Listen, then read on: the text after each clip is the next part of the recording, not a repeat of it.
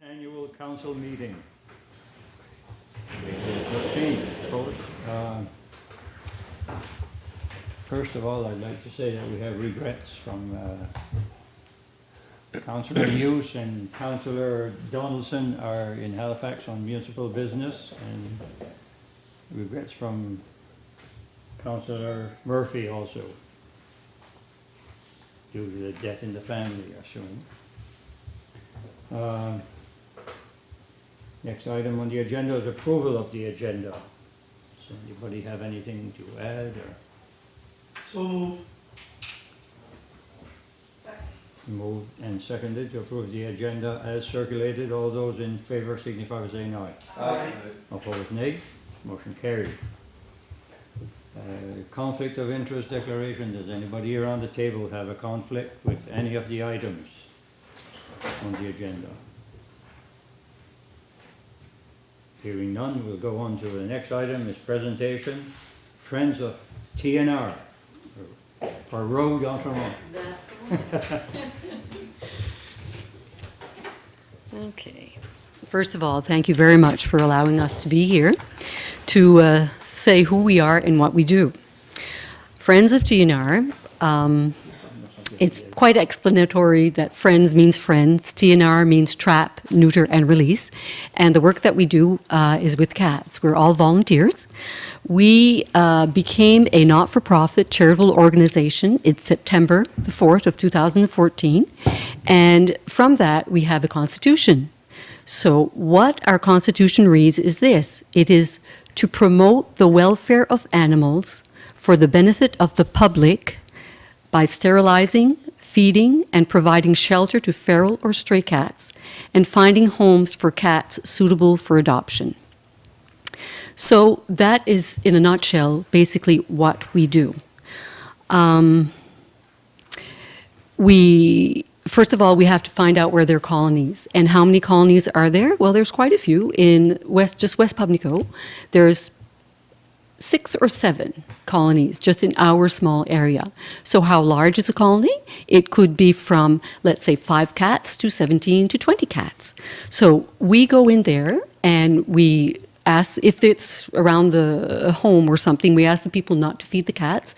We go in, we set the traps. And once the cat enters the trap, we home the cat until we bring them to the vet. And we make appointments to the vet to bring the cat to the vet, to have them spayed, neutered, give medicinal assistance if required.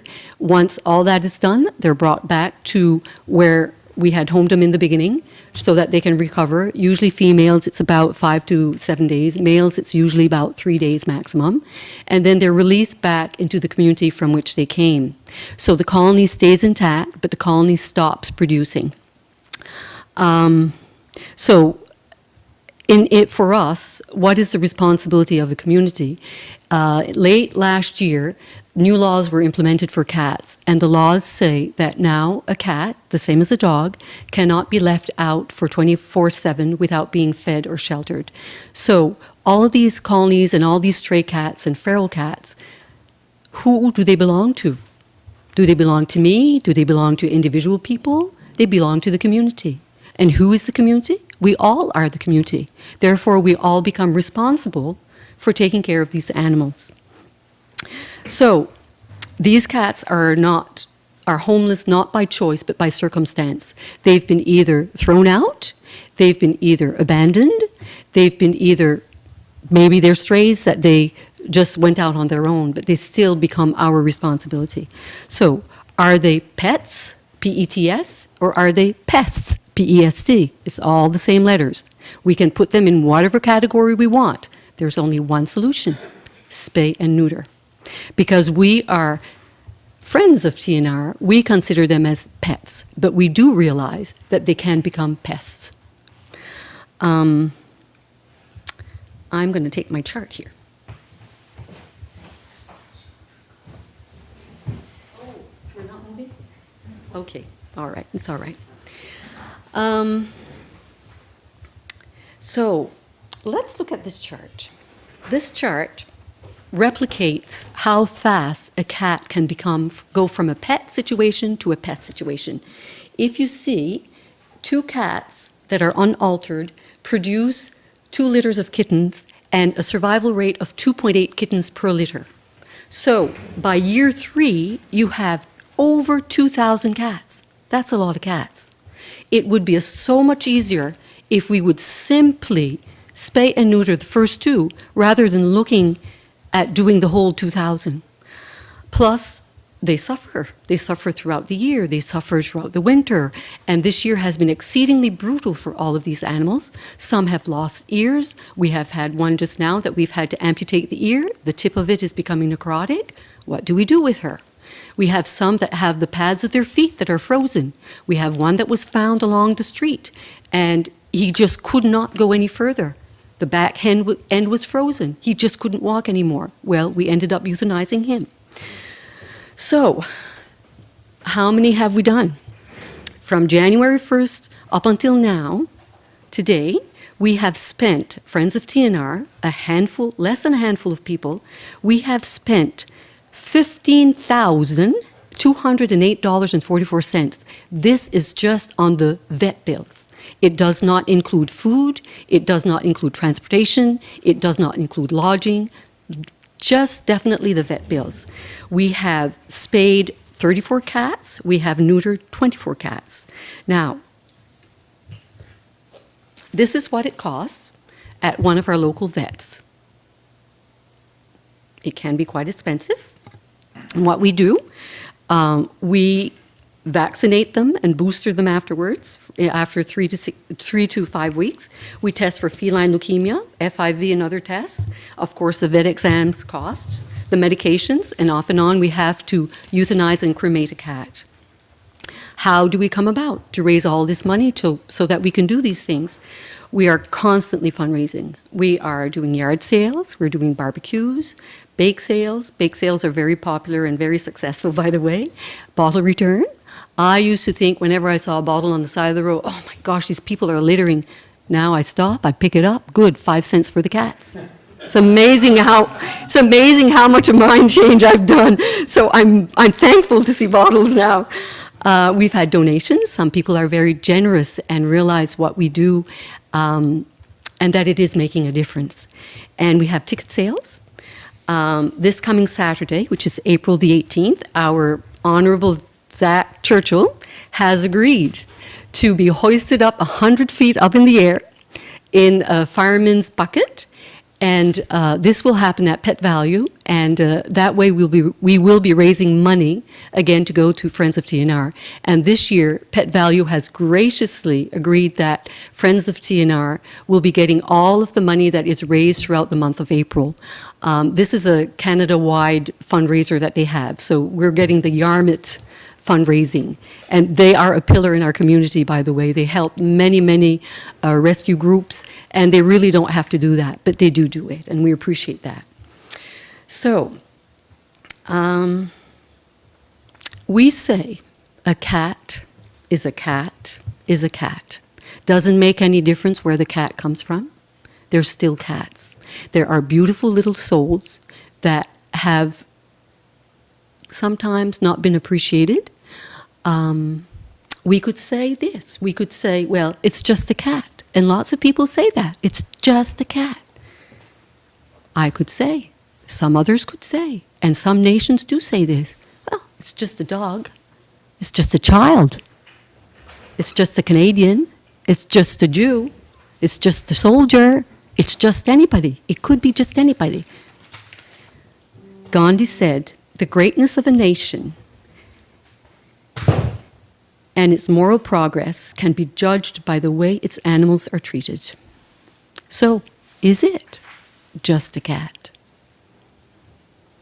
And just a point of interest, did you guys know that Pope Francis, his name wasn't Francis before he became Pope? Okay. Do you know why he chose the name Francis? The reason he chose Francis is because of St. Francis of Assisi. St. Francis of Assisi was the patriot saint that was for the animals. And the reason that he chose that name was because St. Francis of Assisi was kind, and he wanted to be kind, and he wanted to portray kindness. Well, when people take care of animals, usually it's because they're kind. And we as a nation, we as a community are kind people, and we want to do the right thing. So we are asking if you guys can come aboard, if the municipality can come aboard and assist us with this project that we are doing. So that's the end of my presentation, and I will take any questions and answer as best as I can. Or comments. I'll take comments as well. Yes. Actually, I was asking Tara, and I thought I cleared it up, but I'm confused. What is the difference, I guess, Friends of TNR, Yeah. and then, is there a difference between Friends of TNR and TNR? We are there's only one TNR group in this area, and that's us. Okay, So- you're just named Friends of. Yeah, that's just our name, Okay, Friends of sorry, I was TNR. confused. I thought Yeah. maybe you were like a sub-association. No, of TNR. there's only one group. And then Operation Catsnip? Operation Catsnip, what they do, let's say that there's a homeowner that has a cat, and the homeowner is not able to pay for the spay and neuter of the animal. They apply to be part of Operation Catsnip, and then they send a report of what their earnings are, and then they can see if they qualify for that. While with us, we don't do that. We deal with the feral cats and the stray cats, the ones that have no homes. And what is a feral cat? A feral cat is one that, let's say, there's two parents. Well, there's the male. He maybe belongs to you, and you didn't neuter him. And then there's this stray female. Well, she doesn't belong to somebody because somebody just abandoned her mother. So then they have kittens, and the kittens that they have, those are called ferals because they have not had any human contact. And chances are that all of their kittens will be feral and go on and on and on. And therefore, in 3 years, you have over 2,000 cats from that union. Yeah. Yeah. Thanks, that does answer my question. Yes, okay, good. Thank you. Councillor Surratt? That 2,000 or 2,300 cats, Yes, that would be in a perfect world. that would be in a perfect world. But it's only 2.8 survival rate of 2 litters. If you have if you have 2 cats that are in the perfect world, usually their litters will be 4 or 5 cats, and then they might have 3 or 4 litters because everything happens perfectly. Yeah. So Second question. Yes. Is, when you go to the vet, do you have can you get a special rate, or are they pretty well stringent on the price they ask? the only rate that we get is if the cat is totally feral, and by feral is he'll be scratching your eyes out. If the cat is a stray, we get no special rates at our local vets. Just wondered if you... Yeah, that's good. Thank you. It's a good question. Thank you. Just a technical question. At Yes. the beginning, you indicated that you're a not-for-profit charitable organization. Yeah. I presume you're registered under the Societies Act of Nova Scotia? Yes, we are. Are you also registered with Revenue Canada as Yes. capable of issuing receipts? Yes, we do. So Yeah, that, I think that's important for the public to know in the event Totally. that they want to make a donation. that's correct. And we do get donations, and some people will donate more because of that. So it has given us an advantage. I was going to ask, are these 2 ladies with you? Yes, they are. Introduce them, please. This is Tara Salos and Sue Newell. Yes, and they are with the group. Yes. And our group, our president, I'm the vice president, and our president actually is not here. She's not able to be here. Her husband is quite ill, so she's been out of the picture for the past few months. So basically what you see is what you get. This is it. Yeah. And we've managed to do all that we have done, but we need help. We need help. Deputy Warden? I guess you talked about the feral cats in West Pamlico, which I've seen, I guess, around a few spots. But how big of an area are we talking about that you guys are encompassing? Is it Yarmouth County. All of Yarmouth County. All of Yarmouth County. And would you say that in every community there is? Go to every wharf. How many wharfs do we have? That starts there. Then you can go to mostly every farm. That ends up there. So if in a community like Pamlico, where we have X number of wharfs, we don't have any farms, and we do have 6 to 7 colonies, viable colonies, you can well imagine that all the rest of the communities, the size of West Pamlico, will have the same amount of cats. Now, we don't know all the cats that exist. because a feral cat is a magician at hiding. So we don't know them all, but the ones that we do know exist. Yeah, Thank you. you're welcome. Thank you. Yes. Yeah, I had a question on, so you were talking about $15,000, 200 on vet bills alone. Yes, And then the next piece you said was that didn't include travel, it No. didn't include food. no, So my question is you didn't include them for a reason. I'm suspecting that some of that was, who, is TNR, is the society paying for that? Or is that the volunteer that is providing their resource? it is the volunteers that are providing their resources, and when it comes to food, we have food that is donated through the Reclamation Center, which is all the way in Dartmouth, and we also have food from local Canadian Tire, different places. Pet Value donates food to us, and then we of course purchase some. And I have the cats that I take care of. I have somebody that helps me feed those cats. Yeah, Okay, thank you. you're welcome. Okay. You didn't specify, I don't think anyway. any Yes, 20 cats. Amount or. No, that you're my looking for, request. Or what kind of help or. Yeah, my request when I sent the requests was we would like assistance for a colony of 20 cats. Now, 20 cats, we don't count money, we count the souls. That's how we're counting. So we would love to have assistance with a colony of 20 cats. Okay. Yeah, Well, thank you. you're No welcome. more questions around the table? If we're all set. Ladies, do you have anything else to add? Did I miss something, girls? Only our PowerPoint. Well, I'm going to say what. Oh, did it? Oh, yeah, Okay, yeah. okay, good. I think, Yeah. Councillor LeBlanc has another. Yeah, one question. more. Yes. Or I can direct it anyone. Were you an applicant of our grants organization? Like, No, but we could be. okay. We could be. Tomorrow, yeah. All right. Just curious. Okay, what, do you have paperwork that I can fill in by tomorrow? Um, Okay, thank you, Chris. Yep. Okay, all set. Thank you.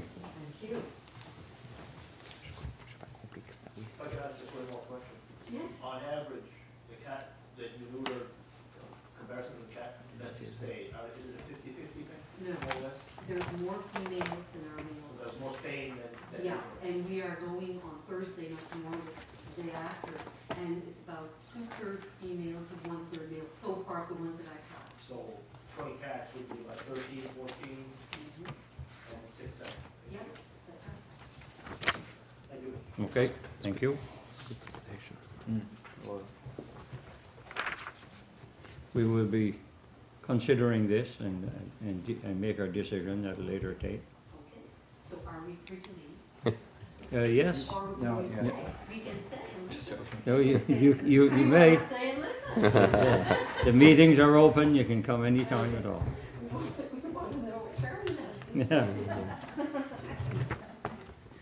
Okay, next item is adoption of minutes, and the first one is Emergency Management Organization of September the 3rd. So moved. Moved and seconded. All those in favor, aye. Aye. Opposed, nay. Motion carried. Another emergency management of January the 7th of 2015. Been moved and seconded also. All those in favor, aye. Aye.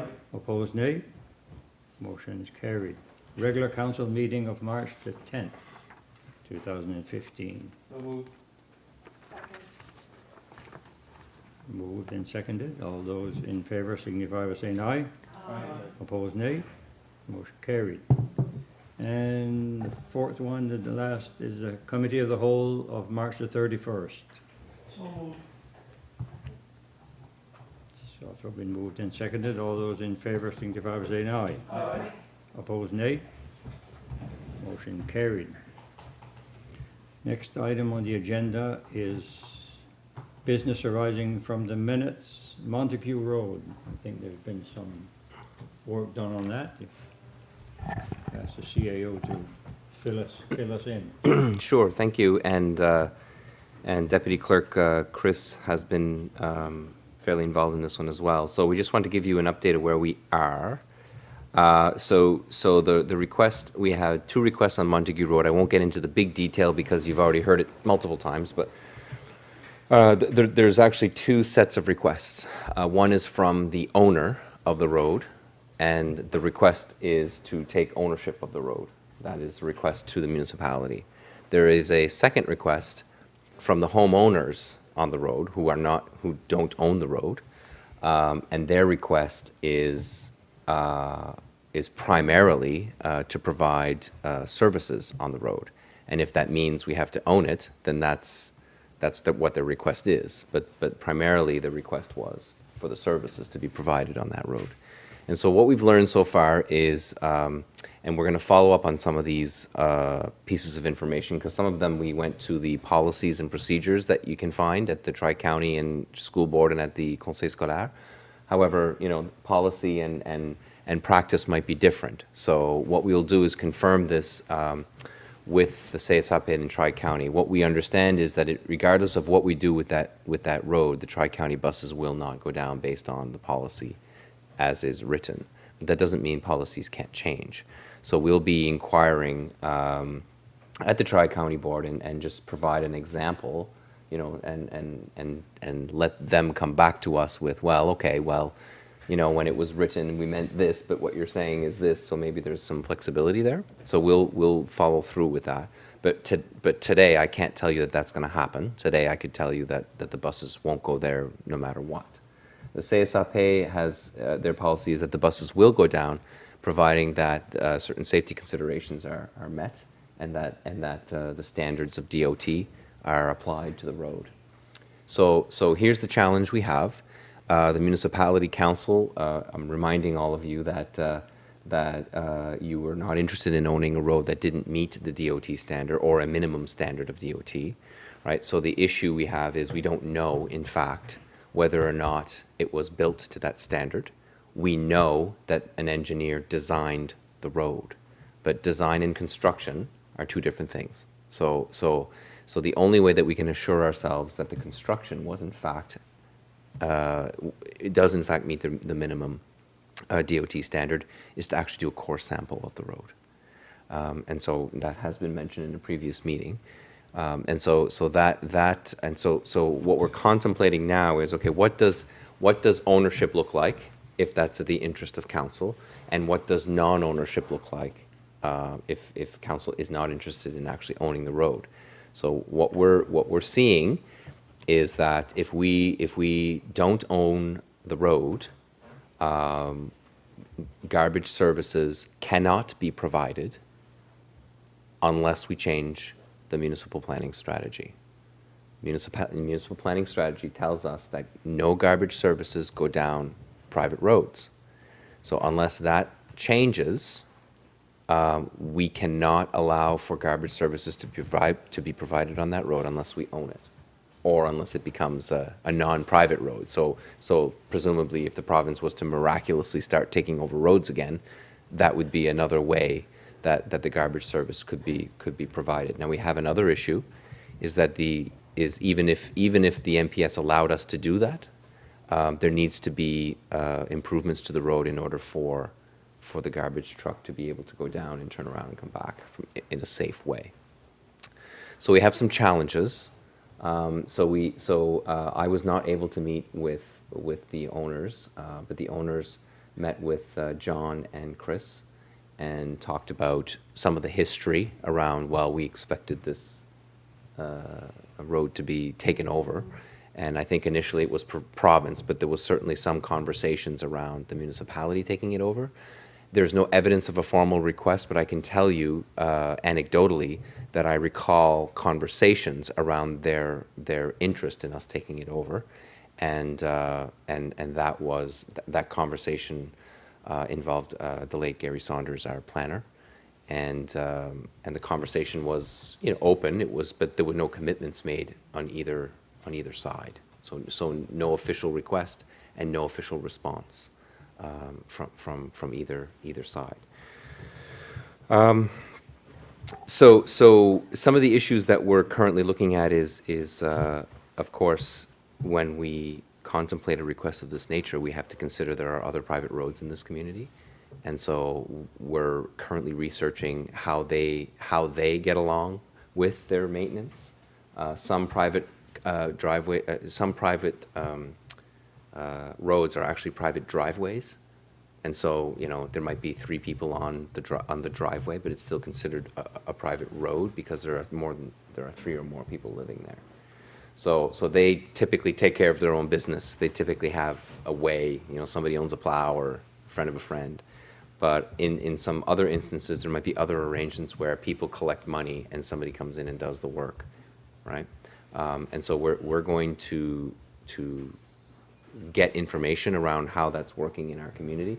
The concern we have, of course, is once we make a decision on whether or not we are contemplating ownership, we have to consider the ramifications on other roads in the community. So we're trying to inform ourselves in terms of which other roads might in fact be close to the Montague Road in terms of quality that may in fact require us to contemplate the same question, okay? So we're also doing that work. This is why it's taking a long time, right? So we're trying to understand the ramifications of that decision, and we're trying to paint a picture for you around what each option looks like. I'll stop there if there are any questions. I guess there's more work to be done, of course. Councillor Surratt?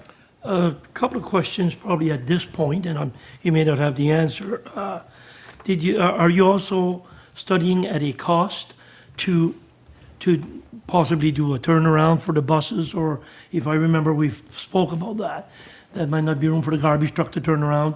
And also a cost per year. Would that be brought to us also as a council to look what would be the cost per year? Obviously, you'd have to have Right. the garbage, you'd have to have snow plows going in there, and that's all it costs because Right. we'd be the owners. There's that point, and I think you might have answered my second point, was garbage services, if they're allotted to this road. I know some other private roads, a couple in my area, that don't have garbage services, they'll bring it to the road. Yeah. Which I think the Montague probably brings it to the road now That's what to they get the do. garbage. So if, there might be implications there. I think you said that if we allow it, even if we're allowed to do it, it could imply what happens to the other people. They're paying taxes, they can't get their garbage, they're on a private road, and now it opens up some can of worms there. But you're looking what we're allowed to do on the garbage side of it too, right? That's absolutely. So the request is Yeah. for school and garbage primarily. Yeah. Those are the two. They're already receiving snow removal and maintenance services on that street. Personally, Well, I believe it's the owner of the street that is So it's not providing that DOT, though? service. No, it's not DOT. no, it's not, because DOT. DOT won't go on the private Yeah, road. that's right, But they are receiving that service, the quality of which I cannot comment. yeah. But it's like anything else. I'm unaware of whether or not they're making an annual payment for that service. But coming back to your question around cost, there's a deeper question on whose cost is it, right? So if because so one of the things that we were talking about quite openly is what's the difference between our Tuscott Road thank you. and this road, right? So the Tuscott Road, we have sold lots. We are the developer, right? Whereas in this situation, we are not the developer. Okay. So there is a difference in terms of how we would approach it. So what we have to determine is, and we're going to do this for you, is whether or not the burden of proof that the road is built to the standard that the owner asserts that it is, whether that burden of proof is on them or on us, right? So that's a discussion point that I think requires debate. Another debatable point is whether or not the extension is in fact the responsibility of the municipality, or whether that would be part of the condition before you would consider taking it over, because essentially it's not meeting the standard, if you cannot have a turnaround. So we have some preliminary costs around that. They're estimates. But there would certainly be an annual maintenance fee for snow removal, and we have to determine how we're going to bill that back or not. That's a policy decision that council needs to make. And finally, if the garbage collection was to be able to go down that road, I would say from a policy perspective, if they're capable of going down that road, then that would be a cost incurred by us. Yes. That would not be a cost that we would pass on to the user, because we don't pass on that. They already We pay don't- taxes on it. correct. already, Everybody. Correct. So we wouldn't bill them for that additional Very good. Yeah. cost. But other incremental costs, we have to consider rebilling, because we have to make sure that it's consistent in the municipality. That's right. So Yeah. again, we're building the case, but we are looking at costs. Great point, yeah, We are looking at costs for sure. Thank you. yeah. Okay, we're not looking for any decision on this anyway tonight, so. We'll go on to the next item, is the Warden's report. You all got that, I guess, you know, yesterday probably. There's one thing I'd like to add, and I also attended last night the waste check or dinner at the Clare Golf and Country Club, where they give out the prizes and to the schools for the thing. And Guy was there also. I don't know if you want anything to add. Okay. So it's been quite busy. Councillor's report. Anybody have a report to make? That's exactly what I had too, you covered most of it. My stuff at Mirrors Hill and. Oh, yeah. I'm all set. I like to leave some out usually, so. Oh, no, you're everywhere. Okay, CAO's report. I didn't cover much in that. I do that on purpose. I'll try to hit the high points again, as I typically do. Some of this is actually on the agenda. Those that are on the agenda, I won't chat about here now. Should be aware that the provincial budget has been presented, and so some of the changes are quite substantial, particularly around economic development. So there's ERDT, the Economic and Rural Development, is no longer. So it's a Department of Business, which will replace it. So we don't know a lot about what that looks like, but we know that that'll be a significant change. And we also know that some local people have been asked, have been given their papers, have been terminated. The positions have been terminated. Now, some of those positions, I'm sure, they'll find a place somewhere else in the organization. NSBI might be picking up people. The REN might be hiring. So there are other opportunities. So I'm hoping that anybody local is able to land on their feet, in a stable way. The land registration offices will be closing. There are quite a few that will be closing. November 2016 is what I understand. The Yarmouth office will be closing. So the taxation department understands there might be impacts there. We get a lot of questions around land registry, and so if there's no ability to get those answers locally, then we have to figure out how we can further assist our residents in that area. We're accustomed to saying, look, we can help you so far, but we can't print out stuff because it's against provincial policy, et cetera. So we find ourselves, a little bit hand-tied with our residents around that service. So perhaps this is an opportunity to provide a better service. So there are other changes as well, which I won't get into, but I think, in terms of municipal funding, we saw a lot of our expenses hold. The education rates, for example, held, and so the only increase would be based on assessment. So that's always the fear that in the interest of cutting costs, that we might be the loser in that area. So in terms of economic development in Argyll and at the region, the REN continues their strategic work. They should be finishing their strat plan hopefully in the next 30 days, hoping. And Argyll Economic Development Committee met and they decided that the work of Exit 33, the Tuscan Committee, and the work of the Argyll Economic Development Committee was quite similar. And the CDNE was looking for an advisory committee as well. So we decided that it would be a better idea to make that one group. What we're finding is, you know, there's a lot of people looking at economic development, and I think we need to focus our efforts. And so everybody seemed to be in favor of that in our meeting, and we've set some priorities for 2015-16, which we will discuss further when budget comes. And the intermunicipal amounts for the Yarmouth Area Industrial Commission, that's an issue we discussed at the last meeting. Some of that discussion was in camera, and you've made motions, public motions. That's been, you know, resolved as at March 31st, so that's good. And the work is ongoing for Domtex around what the plan is for that building. The Airport Corporation's on the agenda. And I would also say that it's budget season, so it ramps up a bit of the work in our finance department along with the department heads. So I'm thankful for their work. And there's lots of recreation and community development initiatives in this report that showcase the efforts of our staff in our community. Are there any questions?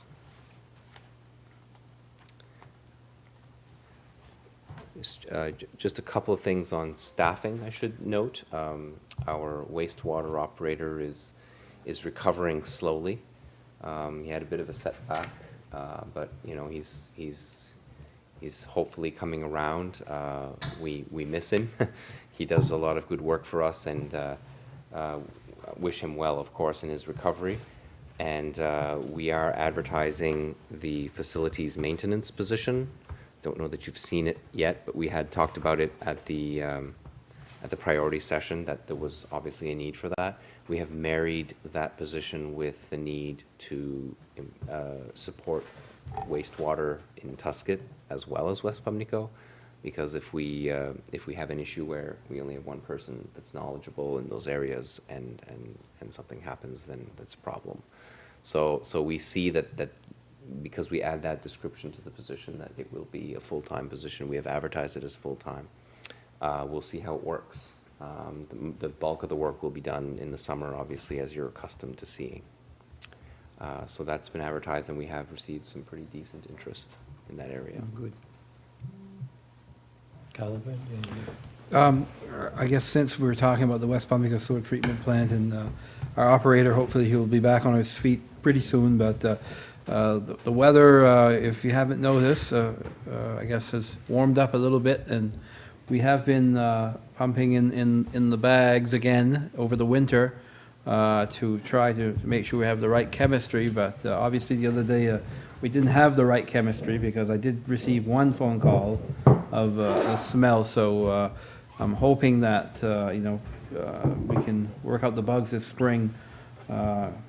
Literally work out the bugs this spring, and get that chemistry at the right place. And I guess while I'm here, and I'll ask CA Muse when is going to be a good time, because we should have a sewer committee meeting in the next few weeks here, probably, to talk budgets.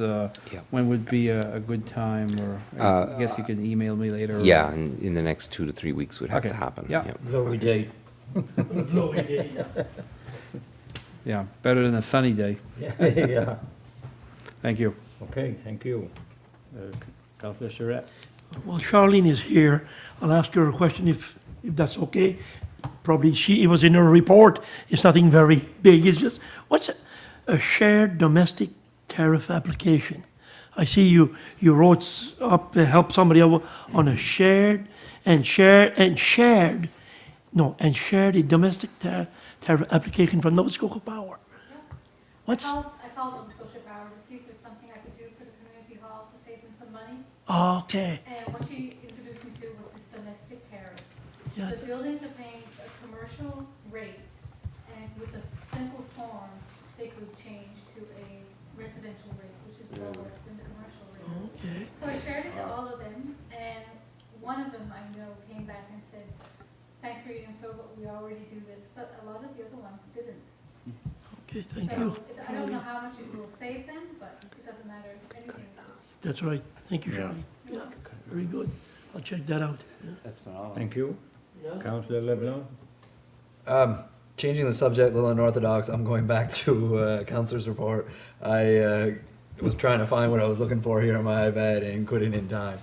Just very quickly, it's not exactly a report on my behalf. I just thought it was important to mention Education Week, which is held April 19th to the 25th. For those of you that weren't aware, there's an awards ceremony on the 20th location I'm not quite sure of. I wish I would have found that out before sharing. But this year's theme, none the least, is schools as communities, open hearts, open minds, open doors. It recognizes Nova Scotia as educators who work to support students' development by engaging communities through service learning, community projects and cooperative projects and whatnot. So that's next week, I guess, the 19th to the 25th. So they're just trying to get that out there and whatnot, so I just thought I'd mention it here at council. Thank you. The one thing I'd like to mention also, some councillors said they don't have anything to report because I mentioned everything, but I'd like to mention that all the announcements and a lot of the things I go to, usually there's other councillors there, that the ones that are available are, not working or something like that. There's mostly always somebody else there, some of the other councillors, so I want to mention that too. Okay, I guess where are we? We were at the CAO's report. Any more questions on that, or? Can't ask Charlene some questions. Fire away. Oh, Agreed. Yeah. So good, you don't have to ask questions, eh? That's good. Okay, we'll go to next item, number 9, is appointment of auditors. This is the annual meeting, so I guess we have to appoint our officers. You have a proposed motion, if that's what you so choose.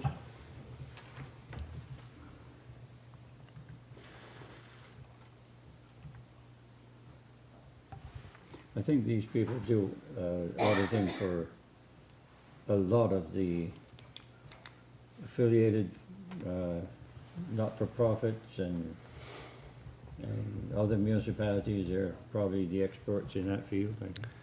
They audit the town, municipality, town of Yarmouth, municipality of Yarmouth, municipality of Clare, ourselves, the Industrial Commission, the airport, YASTA, so all our subsidiaries as Yeah. well. So it's yeah, and Waste Park, et cetera. Yeah. So they certainly have that experience, right?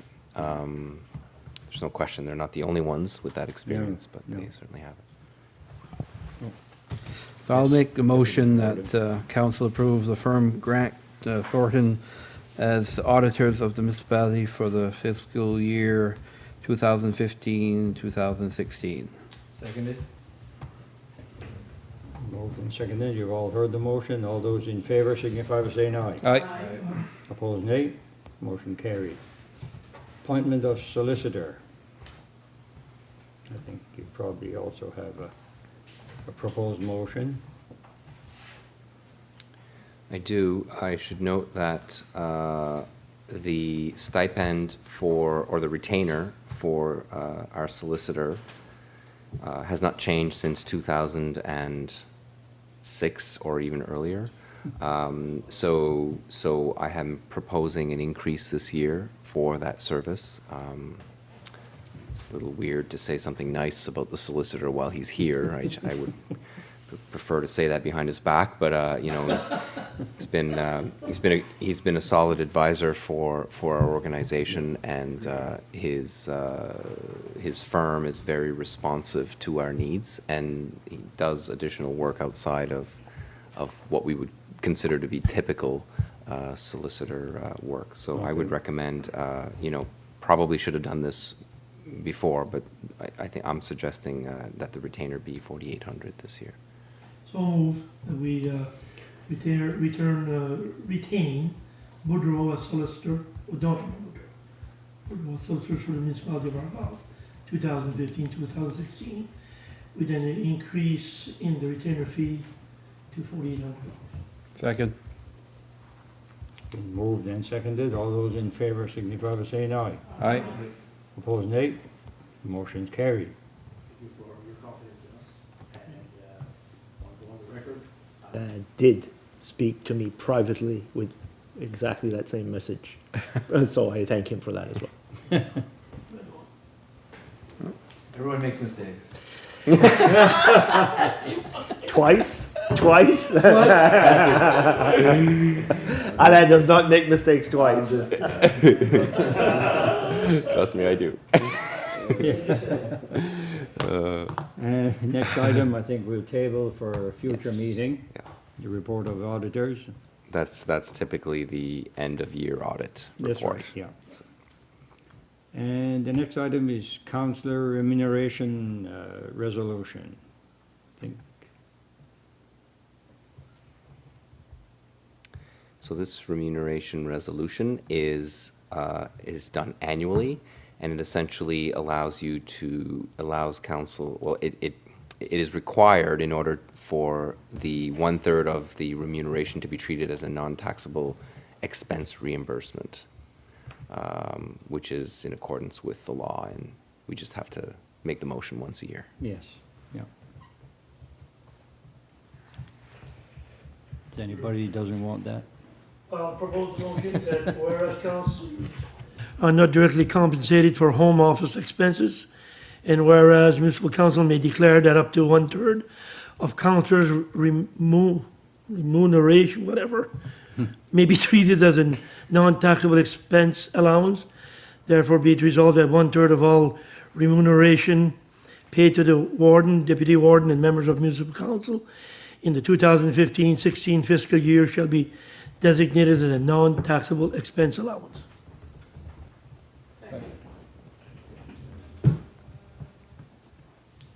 Heard the motion. All those in favor signify by saying aye. Aye. Opposed, nay. Motion carried. Next item, appointment of officers.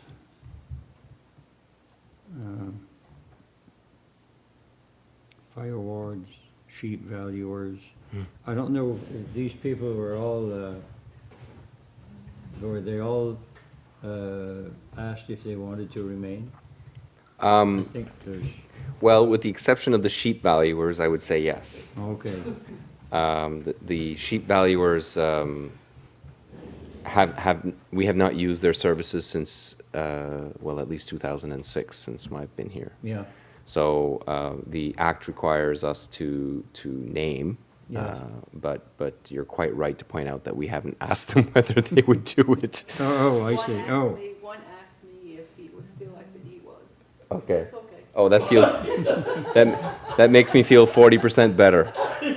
yeah, 50% better. Well, there's still 10% guilt that I haven't gotten.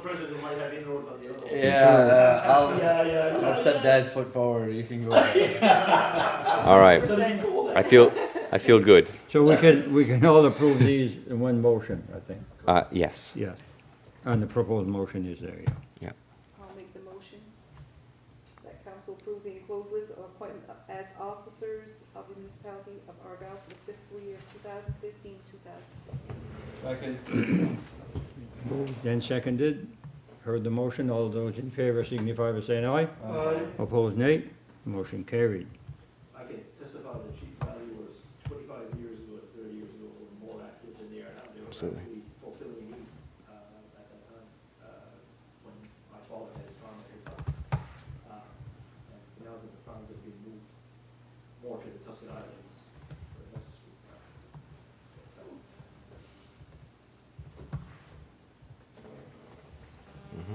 Okay, thank you. Membership to UNSM and FCM. Next item. I'll make the motion that we approve its membership to UNSM FCM for 2015-2016. Second. Thank you. All those in favor signify by saying aye. Aye. Opposed, nay. Motion carried. Other business and for decision is next on the agenda, and the first one is a waiver for semi-detached commercial building. I think this was brought to us by Brad Fulton, our Yes. planner. Yes, sir. And are you going to speak on that, as your CAO? Sure. I'll start with the recommendation. Well, maybe I won't start there. That doesn't make any sense. So we have some Page 3. buildings. Start on page 3. Start on page 3. This isn't a financial statement, is it? We have some buildings that are, I guess, require for our rules to be changed, relaxed, for lack of a better term, as it relates to, it permits semi-detached commercial buildings. So it's a single structure which contains more than one independent, separate legal real estate entity. So, typical urban downtown storefront streetscape is an example. This is I'm reading right from Brad's report. So where a single large structure are independently owned as separate legal real estate entities. So we don't see that a lot in our municipality. However, we had a situation where a proprietor could have, as it turns out, they didn't need it, but could have benefited from the relaxation of that rule to take two pieces of their business, one being an accommodation and one being a restaurant, and to actually allow for two owners in that building, okay? So it's something that probably rarely, it occurs less often in urban and rural than it does urban. However, there's really nothing that stops us from relaxing the rule, right? And so what Brad Fulton has recommended is that we, I'm just trying to find the recommendation here. So it would be to accommodate legitimate business interests in Argyle with a waiver of the setback requirements for semi-detached business buildings. So it's appropriate for the council to undertake an amendment. It would be an amendment to provide this opportunity for the community for flexibility in their real estate ventures. So it's recommended the council make the following amendment to the land use bylaw. So it's adding a section, it's called 22, right at the bottom of that report, waiver for commercial buildings, where multi-unit commercial buildings in any zone are separated by party walls in accordance with the Provincial Building Code Act provisions into separate buildings on separate parcels of land, capable of being separate real estate entities, long sentence. The side yard requirements of the bylaw between the commercial buildings separated by the party wall shall be waived. So I believe the motion he is looking for is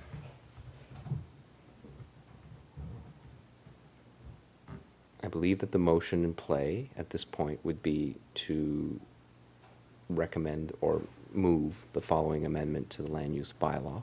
This is not, I don't see anywhere here where it's an amendment to the municipal planning strategy, so it's not as complicated, but there is a process. I'm just trying to find the motion, and I don't see it in that report. I look for it. Yeah. Okay. So, but I believe what he's looking from council is a motion to that effect. Is there any other specifics that I missed there, Chris? I think we can just approve it as first reading here at this meeting and set a date for a public hearing at the next meeting. Yep. And then we can approve the amendment at that time. So Oh, I yeah. don't think it has to go to PAC just because it's waiving an amendment that's already there. Waiving a rule that's already there. You don't need a motion for that? You know, we would need a motion, but we would have to go through the whole process of waiving an amendment as it's waiving bylaw, part of the bylaw that's there. That's what he wrote in his email. We Yep. can get first reading at this meeting. Yep. And then we can give a date for a public hearing and then approve it. Right, so the motion will be for first reading Yeah. for this amendment. And of course, it does require public hearing, not participation, but a public hearing. Right. And that would probably happen based on the motion that we do today, would probably happen in the month of May. Yeah. Probably the committee of the whole, or Or the even, annual, or even- the monthly meeting. correct. Yeah, Yeah. we just need to advertise it We need, appropriately. what, 2 weeks? I think we need 14 days, yeah. Yeah, we Yeah. can't do it this month, so, No, no, not it'd quite. be, it would have to be in May. Yeah, May 12th to 26th. okay. Councillor LeBlanc? Did you have anything to add, Ella? No, I recommend that Yeah, it be read. I'll make the motion that we have the first reading for the amendment to the rule as presented. Second. Moved and seconded, you've all heard the motion, all those in favour, aye. Opposed, nay. Motion carried. Hmm? Oh, I just, Yes, go ahead. I guess on this, matter that you kind of splitting up building that's connected, I was just wondering about, I know in my community, there's a few houses that people are living, in one house separated by a wall. So how does that work as far as, who owns the land, maybe the solicitor can. Well, first of all, insofar as code, they're grandfathered because there have been no buildings of that nature that, to my knowledge, have been constructed in the past number of years. And secondly, the land is normally owned as tenants in common among them or split down the middle. It's sometimes that is the situation. And of course, that would not meet code today whatsoever, not meet our subdivision regulations, sorry, today. So that there can be as a variety of how the land is held as there are some of those semi-detached buildings. However, we've noticed that there are fewer and fewer of those as well as time goes on, as that was to meet an economic need. That was yeah. the situation, perhaps 50, even 100 years ago or in between. But we're seeing less and less of that. But the variety, sometimes, the line is right between the buildings. Sometimes they hold the land together, all around, as tenants in common. Okay, good, thank you. Thank you. Undivided, Undivided, Yeah. yeah. Okay. Next item is airport agreement approval. I think there's a few minor changes in the wording or since we last saw it, or since, Yes, so when we talked about this at our last meeting, we said that we'd have the solicitor take a look at the agreement and come back with some changes. What you see is not the document, like, the final document isn't gonna have like nice blue marks on it. yeah, But the reason why it's presented this way is that you clearly see what was changed since the last time you saw the agreement. So certainly if you approve the agreement as amended, these amendments will be accepted, and then we'll have to bring that information to our partners. And so I don't know if you wish for me to go into the grand detail of the agreement. I can certainly highlight some of the high-level pieces of the agreement.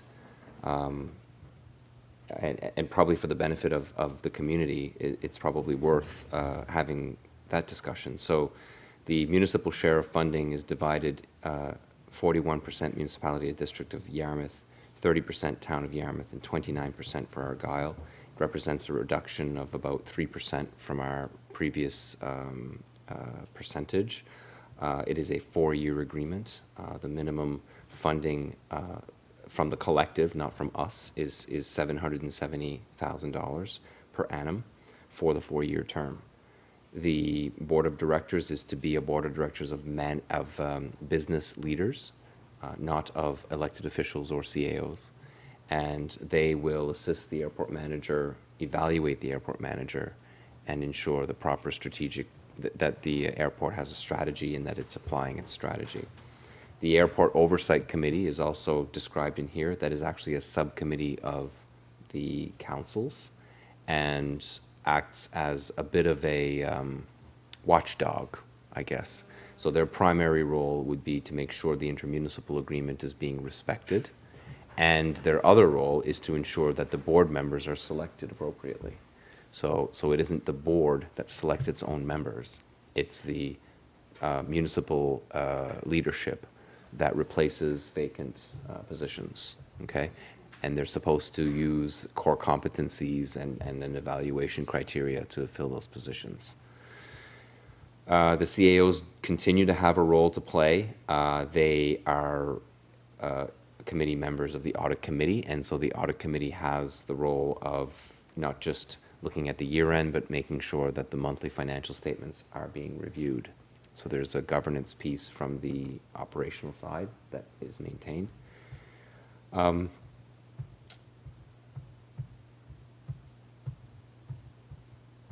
So the airport manager reports to the board and is accountable to the board. And there are, the municipalities may not withdraw from this 4-year agreement. So we're in, if we agree.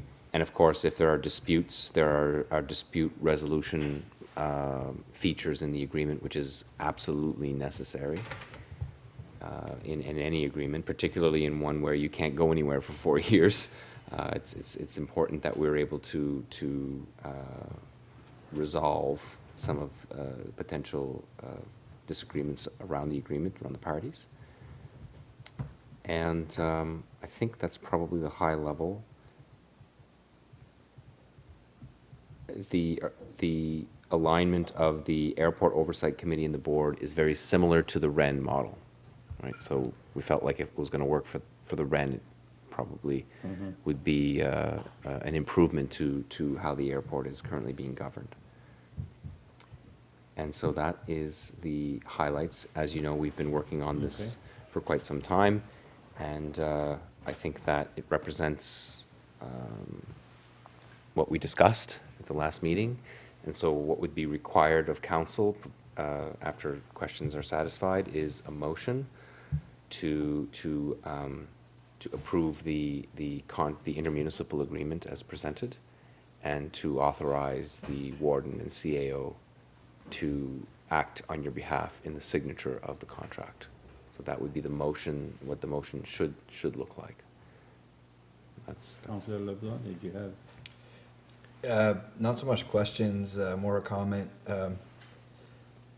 First off, Mr. CAO, I know you've devoted a lot of effort, a lot of conversations between yourself and the other CEOs, and I'd like to thank you for that. You've done a great job.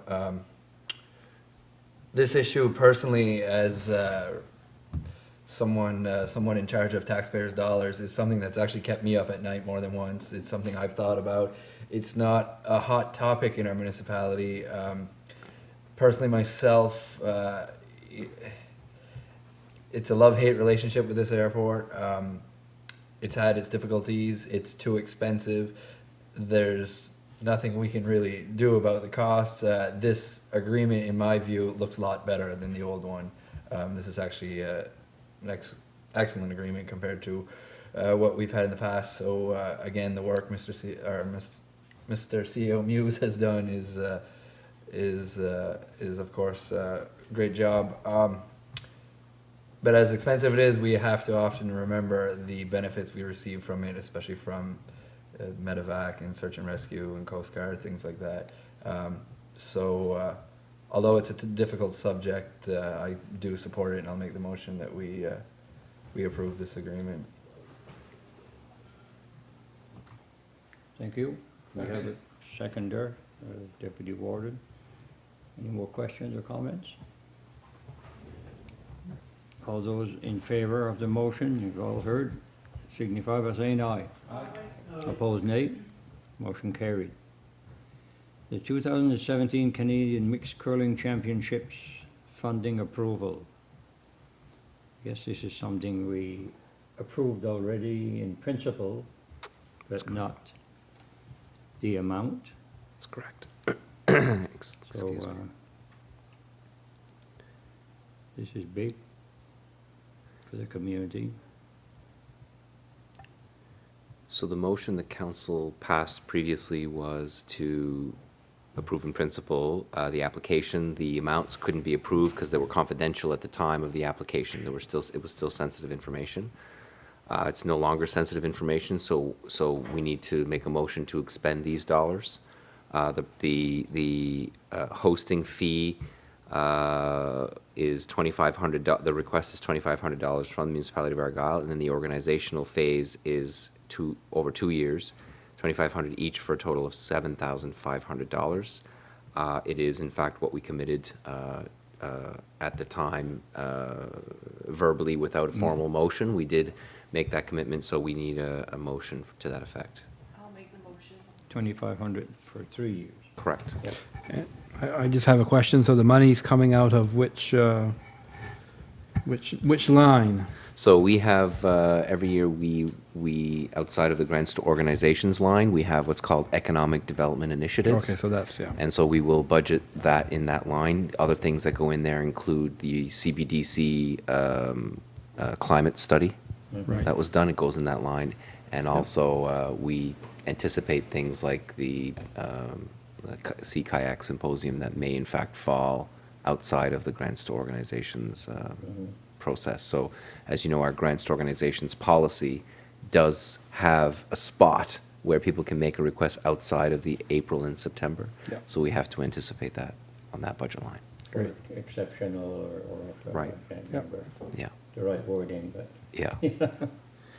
Okay, we have a mover and a seconder. All those in favor signify by saying aye. Aye.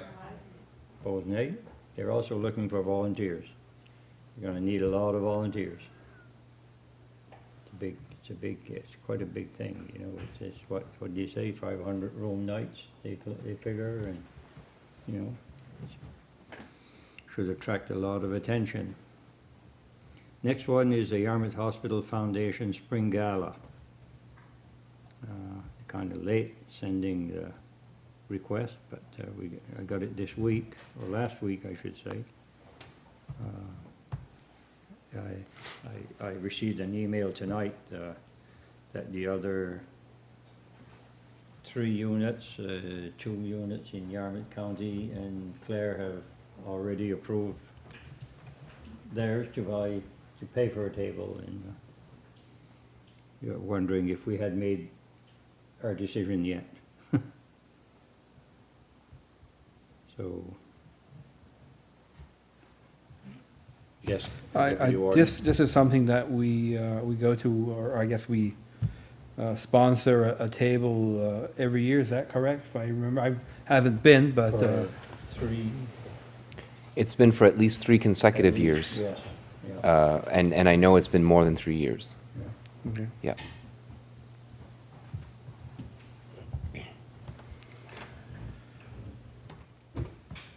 Councillor Surratt. Well, this is such a great cause, and from the charity, from the money they raise, what they're putting it towards, I mean, it's healthcare and, you know, very much needed in our community. So certainly make a motion that we do sponsor for $1,200 one table for 8 people, is what it says here. Yes. 8 people, so I so move that we approve that. Okay. And that comes from, do we do it every year, so is there a special line item we have in that, or does that usually? I We've was always looking. gotten out of somewhere. I was looking for it. I think that we typically do find a place in the budget for it, and it may have been in the economic development, the same line I was referring to earlier. Earlier, yeah. We will. There is, yeah, there is. It'll be a separate line item. It'll be a separate, okay. Yeah. Okay, thank you. Do we have a seconder? I'll second. Seconded in stereo. Councillor LeBlanc, did you have a? Nope. Okay. All those in favor signify by saying aye. Aye. Opposed, nay. Motion carried. Mr. Chair, Yes. if you wouldn't mind, on the people going, is that something that our CEO usually takes care of? That's, you know, would it be councillor staff, or how's that?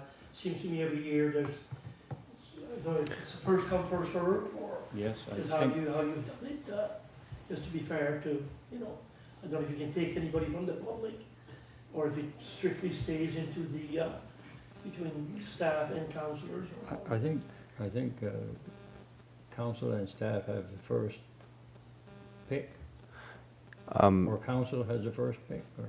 Traditionally, it's been council. Yeah, It's been traditionally, counselors yeah. and their spouses are, that's been our tradition, the spouses of To me, the, I yeah. remember that. Yeah. But that decision's entirely yours to make. Yeah. Yeah. Yeah. So we'll do the same as we've always done. First come, first serve, council and spouse, unless told otherwise. Yeah.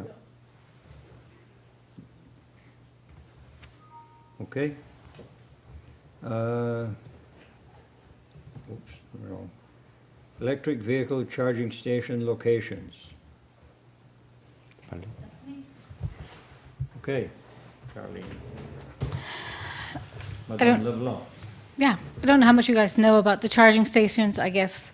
When I mentioned to Chris how awesome it would be to have some in the municipality, I thought it'd be an economic boost, we'd be offering something unique, it's not around.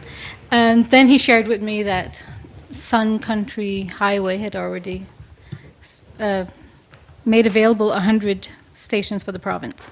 So I was pretty excited, and I only found out like yesterday when I was reading through your stuff that Public Works was supposed to work on this, but I guess I took it over.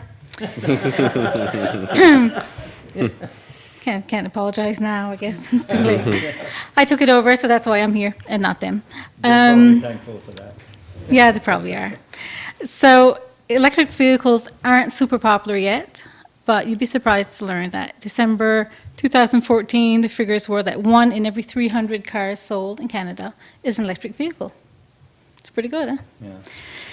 And as far as economic boost, well, it doesn't take a rocket scientist to realize that if somebody's going to come and plug in their car for an hour, somebody is going to benefit. Whether you eat there, you bank there, you visit, some chances are they're going to spend some money somewhere.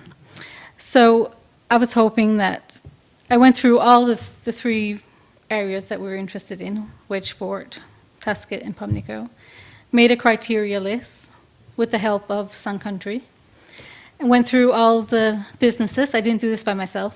Chris Frotton helped me. Went through all the businesses and picked out some that we thought would benefit. One of the things that I like about the whole thing is that when the tourists come, they're going to see how eco-friendly we are. Each place is going to have a place to charge their vehicle. There's going to be a sign there. People are going to see we're eco-friendly. The businesses are going to be able to market this. They're going to be able to include it. Come visit us, charge your car.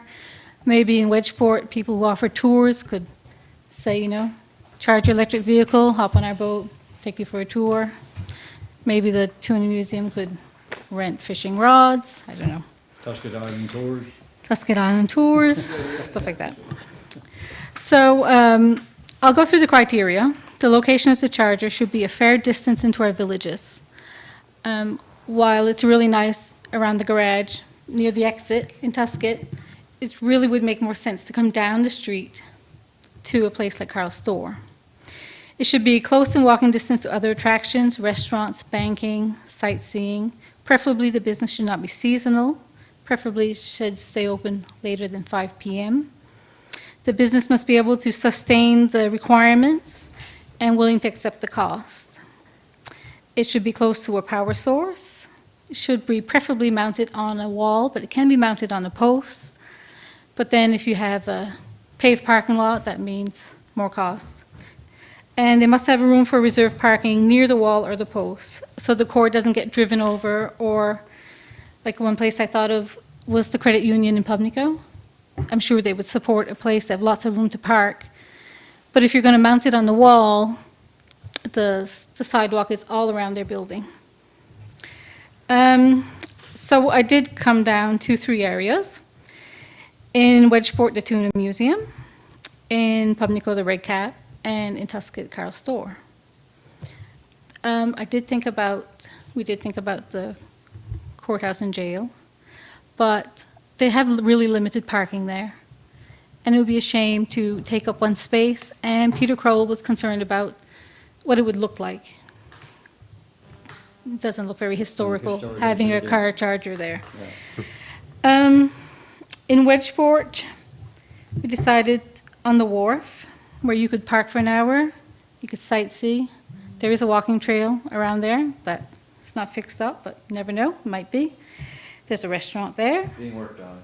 It's far into the community. You have to drive all through Wedgeport to get there.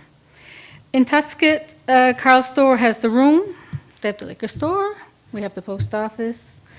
It's further than the exit. It's the farm market, the Hatfield House. And they get to see the courthouse and archives, maybe visit their gift shop.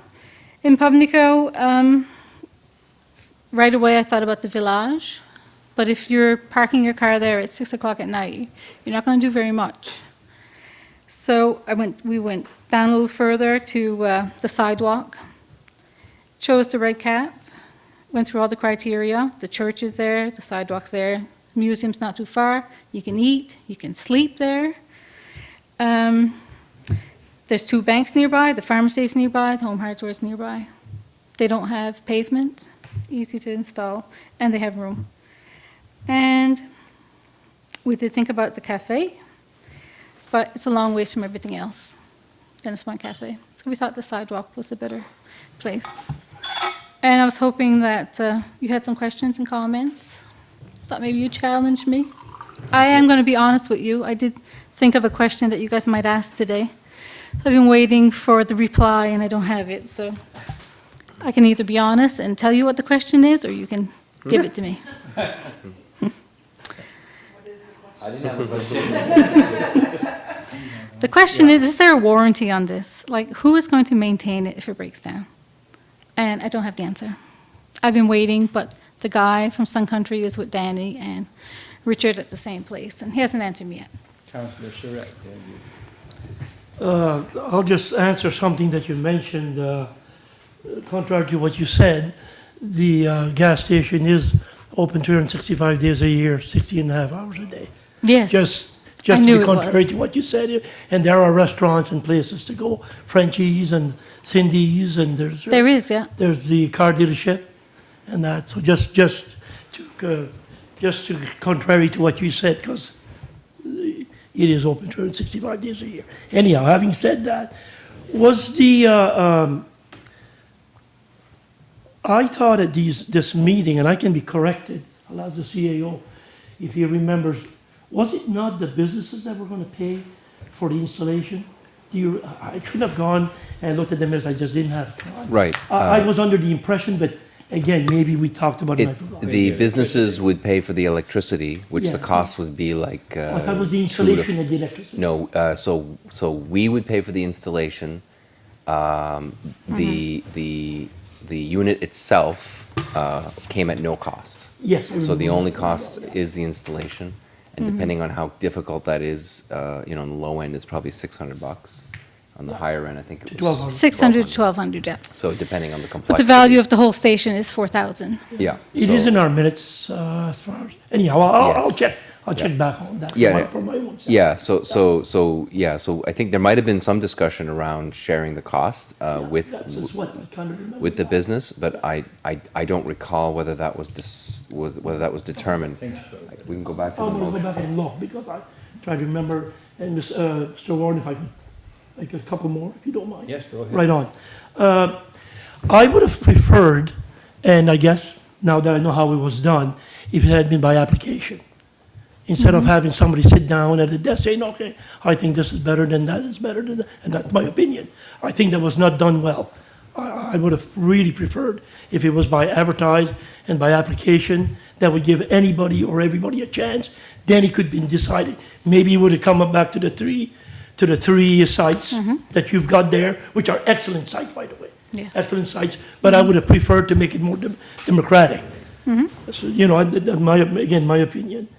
And I guess the other little comment, I'm not even going to go there. That electric cars, well, I may as well say, electric cars are a little more urban than they are rural.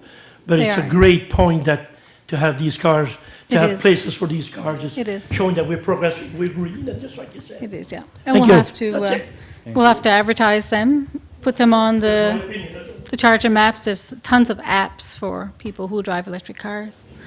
And, you know, we'll have to tie it They in. have a And charging unit in Yarmouth. right? there is one in Yarmouth, around Collins Street, and is one in Shelburne. There's And after electric that, cars. there's Digby and Bridgewater. Deputy Warden, you have, I just wanted to make a comment that there is, or there's going to be a charging station in our municipality. I think There that is, Truck yes. Point Lodge in East Yes. Kemp, who have, I guess, proven to be eco-friendly and progressive, and they are, you know, already on that bandwagon, and, you know, I think they're pretty sure that they will get clients that will come with electric cars, and, you know, they'll be able to, I was gonna say gas up, but charge up, sorry. Charge up. Charge up there, Yeah. and, you know, so. Yeah. To charge up, it costs roughly like $1 to $3 for the power. And how do they charge the person that's charging their cars? Is it? They're not going to charge the person. They're They're just not gonna- hoping they're going to okay. charge there and visit your establishment Okay. or visit the That's neighbors. just how it works. That's right, yeah, yeah. So does it have to be, I guess, does the charging station have to be manned as far, or is it just the car owner will park there, And take plug the in. thing, plug Yep. it in, charge it, unplug it, drive away? That's right. Okay. and the plug only fits cars, right? The plug only fits cars. Yeah, Yeah, the plug only fits cars or and, vehicles anyway. yeah. Okay. And most of them, well, they're never totally out of charge, obviously, when they get to your place, because they wouldn't have got there. So it's really a top-up, and it doesn't usually take more than an hour. Yeah. So chances are South Point, they'll is it spend the an hour. same type of thing, or is it? I'm not exactly sure what type of unit Okay. they have. All I know is that they're either gonna They're install putting one a- I or. heard that, They're yeah. putting a Tesla charger. Actually, they're putting a Tesla charger. Tesla is just a higher-end vehicle. Oh, okay, yes, And, that's what I thought. No, not exclusive to Teslas, but this charger can charge Teslas as well, Right. Tesla's manufactures these chargers. for the vehicle. That's right, yeah. Just, That's right. ouais, j'ai un commentaire. Yeah, okay. Okay, CAO, I think. So I just want to address Guy's question around the original motion, right? So the original motion is moved by Lucien, seconded by Danny, to request suggestions from each area through community groups and organizations regarding potential locations, which would be interested in installing an electric vehicle charging station, 3 in total, and have the Department of Public Works review and choose the most suitable locations based on the criteria and bring them to council along with relevant financial information. So the criteria was not created by Public Works, it was created by Community Development Officer. And so the recommendations that are come back on locations were based on that criteria. So I think what this council is faced with is one of two choices. Either it follows the recommendation to say, yes, we're satisfied with your criteria, and we're satisfied with your location selection, and then, of course, then that would follow the motion to say that, you know, that you would approve to pay the installation of that charging station. Alternatively, based on the discussion, what I'm hearing is that an alternate model is to take that same criteria and make it an applications process. The criteria wouldn't change, but that you would open the option to a broader audience. Now, some of those people we have already contacted, but this would make it, again, an application related process. We were not instructed to do that at the time, which is why we came back with that recommendation, but we're certainly open to whatever process fits best for you. Yeah, we need as an council. answer. May 15th is the deadline for the, and it's first come, first serve. And they were available when I called a couple weeks ago and bargained 3, so I'm assuming he'll hold them for us. So those are your two approaches, keeping in mind that if we do an applications process, we'll have to do that fairly quickly, right? It's not impossible. it's your call, because it's your process, right? Because the selection, once you select the location, there's no turning back, right? So that's clearly up to you, if you wish it to be decided a different way than is recommended. So these three places, they've been approached They have been, yeah. and they've agreed to pay the electricity and, Yes. and have that on their Yes, premises. and keep a reserved Okay. spot for them. Yes, thank you. Mhm. Councillor LeBlanc? I think if time's an issue, it's a no-brainer. I mean, you've evidently done your homework. I'll make the motion that we accept it and move forward. I'll second it. Thanks. The suggested motion? Yes. Okay, so sorry. that's to approve, My apologies. approve to pay for the installation of the electric vehicles charging stations at Tuna Museum, Wedgeport, Red Cap, Pubnico, Carl Store, and Tusca at a cost of up to $3,600. You all heard the motion. All those in favor signify by saying aye. Aye. Opposed, nay. Yay. Motion carried. Good, thanks for your time. I'll be you. back. Not tonight, but I'll be back. I'm sure. Western Regional Enterprise Network, conclusion of startup committee. This is very quick and simple. Yeah. We proposed a motion back in the day with the startup costs of the startup of the REN. Before the REN was established as an organization, you made a motion to do the subcommittee of council. The REN is up and going. We'd like to close the books on that subcommittee. So what I'm asking the council to do, and this is at the request of the REN, to, I guess, the Disband or- motion would be to conclude the affairs or to end the REN startup subcommittee as a subcommittee of Argyle. That's like the worst motion ever, but but it's that's why we write them in advance. Could you do the motion? That was an embarrassment. I think you know where I'm going with it. Motion to stop the startup committee. Yeah. Anybody care to make that motion? I'll make that motion. Whatever he said. Hey, It's been moved and seconded. All those in favor signify by saying aye. Opposed, nay. Motion carried. This is one of those situations where you're dealing with complex issues all night. This is a very simple one. You can't think straight. Curtis? what just happened there? Yeah. Our next items are for our correspondence and for information, 2014-15 building permit comparisons, development, building and subdivision, annual report, regional library minutes, and newsletter, I think. No. Yeah, the report, yeah. Department of Fisheries and Aquaculture, letter of response. And the Municipality of Barrington, notice of public hearing, Green Energy Committee. Is there anything, any one of those that you want to, questions on or discuss? Yes, Councillor Surratt. Just a question, maybe Yalak, if you remember, or maybe Lucien, when we had the study for the windmills up in Westport at the fire hall, was there they've got 1 o'clock and 6 o'clock, but there's no 1 to 2 or 6 to 7, it doesn't matter. So they're probably, it seems to be in Westport, it wasn't 2 the same day. You know, I was thinking in No, Westport there was 6 to 8 or something like that. Oh, no. Okay, these people are probably planning to stay there all afternoon then, I guess, What? at the church in Overton for the Well, Green Energy I Committee. think it's two separate. There's one that's 1 and one that's One, 6. yeah.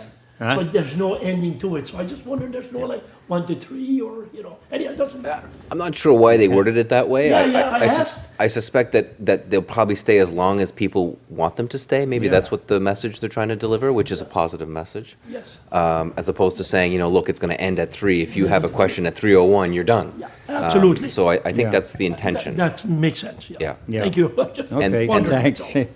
Thank you. The date is the 27th of April. So Yes. some of you, I don't know if the community saw more than one date, but we certainly saw a draft that was a different date. And so I just want to be very clear, April 27th, at 1 o'clock and at 6 o'clock Yeah, at Pembroke Community Center. community center that's hooked up to the church, I Correct. think. Right on. Yeah, Is Pembroke, yes. Overton? No, it's Overton. It's, I thought it was it? No, it's you Overton. Is it Overton? Overton Church, I think. Okay, it says it here. All right, well, you know, yeah. Right next door to you, next door to your brother-in-law. Yes, exactly. Yeah, yeah. Right Overton next to Church. Overton Church, Yeah. yeah. Okay, so, you know, and to be clear, this is not, and you guys are aware of this, but, you know, we have people listening on YouTube, et cetera. These are not the Yeah. 1-2 megawatt turbines that you see in Pubnico or in Camoes Hill, Little River. These are 50 kilowatt, they're much, much smaller. Half the size of They, the Pubnico, I any, think. yeah, at least, A little even smaller than that. probably even smaller than Smaller, yeah. half. They're a completely different design. The best example we have of that is at the Université Saint-Anne campus in Church Point. Yeah, In fact, the turbine that is being proposed is a newer, quieter, better version than the one that they have at Yeah. Church Point. So if people are interested and they're concerned and they want to get information on their own, you know, that's definitely a place that I would visit to see and Yes. to obtain information in terms of how that worked. Yeah. And Université Saint-Anne has been fabulous with us to explain the benefits of that project. And it's not just renewable energy, it's a Yeah. revenue generating yeah, project. So I want to make that clear. okay. Deputy Warden, I think. Location, it, just looking on the aerial shot, it looks like it's right next door to Seakiss, is it? I believe that's correct. Yeah, okay. Northern correct. Yeah, okay, that's where it, okay, yeah. So the homes that you see in that picture Are actually a fish are- plant. are- there's- 400, the closest one. Right, they're well beyond the land use requirements of the municipality of Yarmouth. There's 200, I think, Yeah. meters. That's what I read in that. Yeah. Oh, wow. Okay. Next item, financial requests. Do we have any financial requests, or I don't? There's none listed here. Notice of motion by councillors.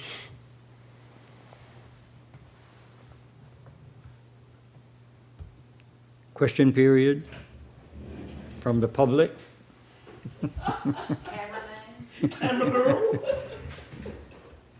I guess a motion to go in camera is in order. Second. Moved and seconded, go in camera. All those in favor signify by saying aye. Opposed, nay. Motion carried. Merci, Alyssa. Under section, MGA section 22.